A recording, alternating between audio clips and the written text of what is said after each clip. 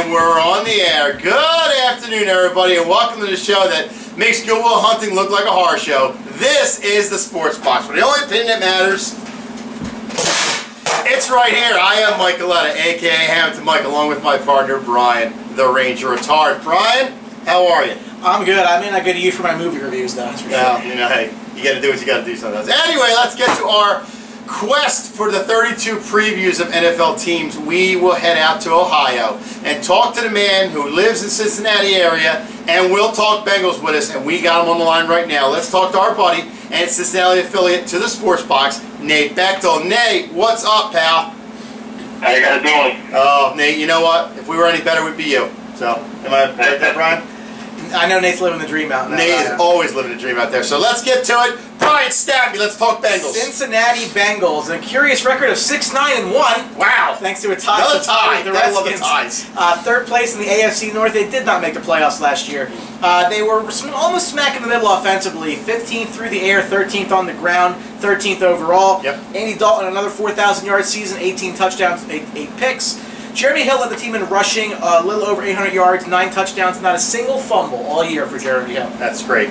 A.J. Green was limited to 10 games, almost had 1,000 yards and 4 TDs for him. Would have easily crossed 1,000 if he played, unfortunately.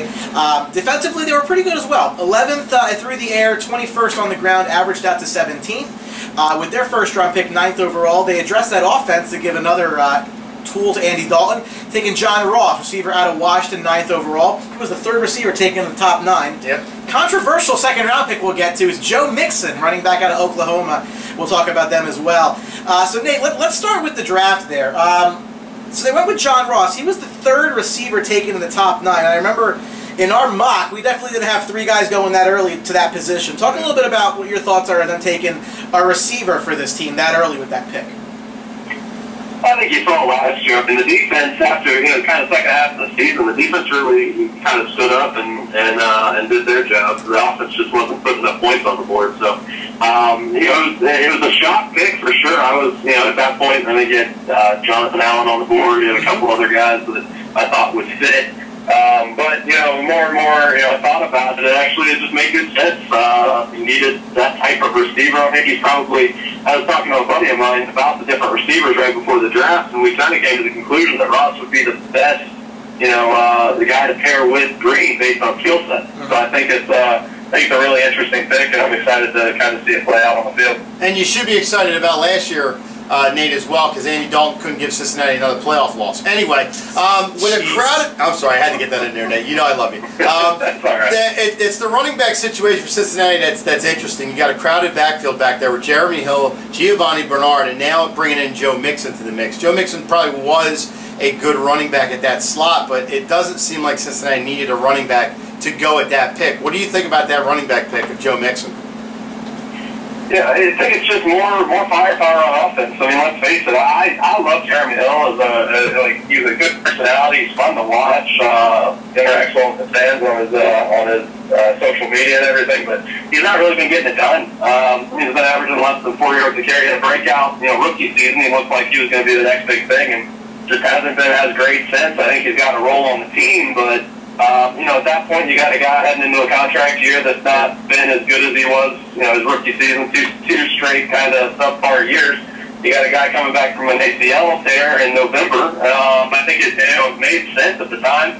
And, I was actually just down at Family Day over the weekend, and I got to tell you, Joe Mixon in person, it's pretty impressive to watch. I think the kid's going to be spectacular. I know he was a controversial pick. I get that. I understand. But I really do think he has the dynamic of the offense that we didn't really have. I mean, you have Gio on the field, probably going to pass. You have Hill on the field, probably going to run. That guy's not catching too many balls. So I think this is a guy that's just well-rounded and can do a lot of things and kind of keep teams guessing. And Bernard signed for a couple more years. But let me ask, I mean, obviously, it was Mixon's off-the-field issues that caused him to fall in this draft. I mean, from a talent perspective, the kid's a top 10 pick. I mean, so that they got a great talent where they took him. I don't think that's really the question. How is this playing out in Cincinnati within the fan base? Are people happy that they got a guy like Mixon? Is there a fracture? Are some people not really a fan given, again, I'm not passing judgment on what he did, but it is what it is. How is it being received in Bengal Nation? It was pretty split at first, it seemed, different people I talked to, but I think they kind of attacked it well from a PR standpoint. They got him, kind of opened a dialogue with some women's groups and some domestic violence groups, and I think they kind of went at it the right way. The kid, in his explanation, there's no way to explain it, obviously, and we're not here to discuss that. Right. But you could tell he was genuine. You could tell that he, I really don't. Basically, kind of the way I look at it is, one moment in time should not define a person for their whole life. So I think he deserves a second chance. I think he's going to take it and run with it. I think he's going to be a better person now, obviously. I think Bengals fans, it always plays out that way. Once the kids score touchdowns on the field, it's going to be more and more going to be on that side. And I'll tell you, fan reception on Saturday, we had about 11,000 fans down there. The fan reception was impressive. I think the fans are kind of embracing a little bit. We're talking to Nate Bechtel, the Cincinnati Bengals affiliate for the Sports Box. Nate, you talk about the defense for the Cincinnati team. Brian spoke about it earlier. They were 17th and disappointing last year in the league. And if you look at the free agents they brought in for the defensive side of the ball, they really only brought in 3. Pat Sims from Oakland, Michael Johnson from Tampa Bay, and Kevin Minter from Arizona. Everybody else is pretty much the same team that they had last year, including Adam Jones at cornerback. Do you think Cincinnati is going to be an okay defense this year, even though they didn't make a lot of moves in the offseason to, I wouldn't say clean house, but just kind of tinker with the defense to make it a little bit better? I absolutely do. I think, like I said at the beginning, the second half of the season they were a different unit. They were.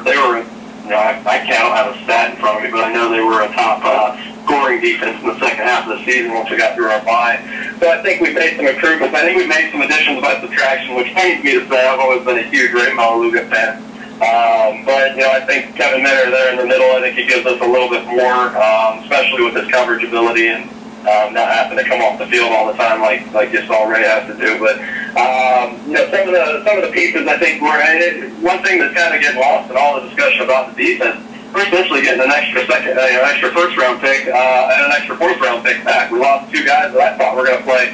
I think when we talked last year, I thought we were going to play significant roles as rookies in William Jackson and Andrew Billings, and those guys are back.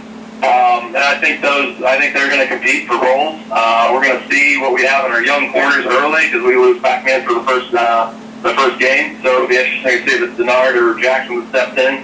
But I fully expect to step into a starting role. And really the big thing was we needed to improve our pass rush. And I'm not, unless the guy's top tier, and we're probably not going to get that guy, but I don't want to spend $18 million or $16 million a year on a defensive end that is on the back nine like a Pierre Paul.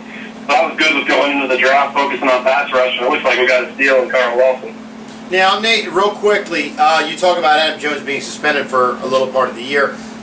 With that, your punt return is usually done by Adam Jones. Do you slide Alex Erickson into that spot and let him do both duties with the kickoffs, or do you slide Tyler Boyd in there maybe to get a little spark too, because he's another speedster they have? I don't know. It's going to be interesting. They had a lot of people back returning at practice. I mean, don't get me wrong, I'm not a fan of it, especially that early in the season, but John Ross was a heck of a punt returner. He's got a little bit of, coming back from a shoulder injury, so I don't want to see him taking any big shots early on.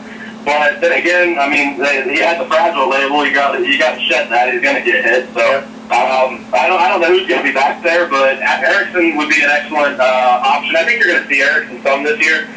We've kind of done that over the last few years. You've had a guy that is a little more, reliable to catch the ball, that's fielding them inside the 20, and then Pac-Man, if you need a spark, he's back there. So he's a hell of a punt returner, but I think we're gonna see a couple of guys vying for that spot. Mixon was an excellent kick returner in college. I don't know if they're looking at him for punts, but I know he was an excellent kick returner. Yeah, I think one of the surprises last year, you look back on the offensive side of the ball, was Brandon LaFell was kind of thrown into the #1 receiver role with AJ Green missing the time that he did. And you look at the receiving core on this team. So you added John Ross to a group that, when healthy, has AJ Green, obviously one of the elite receivers in the game. LaFell had a great year. Boyd's going into his second year. Eifert at tight end, and even Gio coming out of the backfield. So it's a really diverse group of talents there that I think they're going to do very well with. I mean, they had the 24th most points per game last year. The defense wasn't their problem. To your point, Nate, they were 8th a game in points against. Do you think that, this is going to be the year that Andy Dalton has his best season because of the talent that's around him? Oh, definitely. It's arguably the best supporting cast, but what it's all going to boil down to is the play of the offensive line. Obviously, we have to take departures in the offseason. Whitworth hit, kind of hurt pretty bad just from a fan perspective, but especially on the field. Zeitler, we'd have to get into a long discussion, but I don't like $12, $13 million guards. So I was fine with that. He's a heck of a player, but I was fine with that. But it's really going to come down to the play of the young tackles and see if that offensive line can gel. Just because to that point, this is one of the best supporting casts I've seen ever. Don't get me wrong, we had Green, Sanu, and Jones. It was pretty solid, but we didn't have the kind of speed that we have now. That's one thing that's just popped out at you when you're watching. It's a fast team. Yeah. So it'll be interesting to see, but it really is going to boil down to the offensive line and to what he is this year.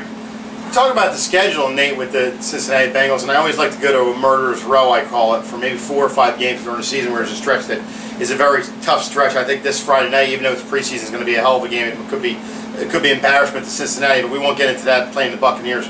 But anyway, coming off the bye week, they're off to Pittsburgh, divisional game, home against Indianapolis, and then it's not necessarily the 3 games of teams they're going to play, but the travel to Jacksonville, to Tennessee, and to Denver. 3 straight road games. I mean, that's a rough stretch coming off of Pittsburgh and the Colts. That seems like coming out of the bye week, they're going to really have to turn it up a notch.